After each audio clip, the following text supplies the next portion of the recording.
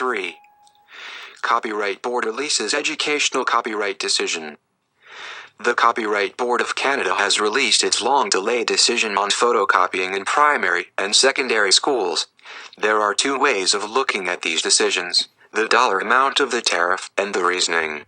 The dollar amount in this case is big, jumping from the current fee of $2.45 per full-time student FTE to $5.16 per FTE. Note that this goes back to 2005, although the back pay will be set at $4.64 per FTE, so this represents a huge additional cost to Canadian education, and a major source of revenue for Access Copyright. The board goes through a detailed analysis of how it arrived at this figure, but at the end of the day, it feels like that it simply split the difference between the two sides. Access Copyright was seeking $8.92, while the schools argued for $2.43, that averages to $5.67 per FTE, and the board's award is just below that figure. Whether this is just coincidental or by design, the current system encourages big requests which set a framework for reasonableness that can result in major increases in royalties. The core aspect of the reasoning is the board's assessment of fair dealing.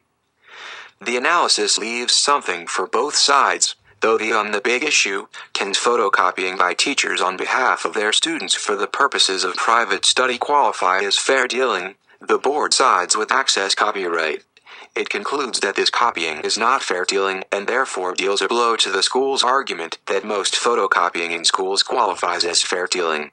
If there is an appeal, and one seems certain, this issue will no doubt arise. On other aspects of fair dealing, the board sided with education against Access Copyright's attempt to limit its scope.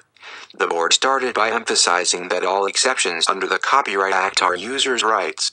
It rejected arguments that research requires a narrow interpretation. Access Copyright said it must entail an investigation, a search, or a close study, going back to its decision that consumer research could even include streaming a preview of a song. The board also rejected claims that criticism or review required a communication to the public, noting that, I quote, "We cannot agree that a student conveying his or her impressions on the Harry Potter series violates J.K. Rowling's rights when writing them to the author, but not when communicating them to the entire class or posting them on MySpace." End quote. There is much more to digest, but the heart of the analysis suggests that fair dealing gets a broad interpretation, but not beyond the limits of the statute itself. Example: limited to the current set of categories and not so broad as to include overlap with classroom instruction, where the teacher does the copying for his or her students.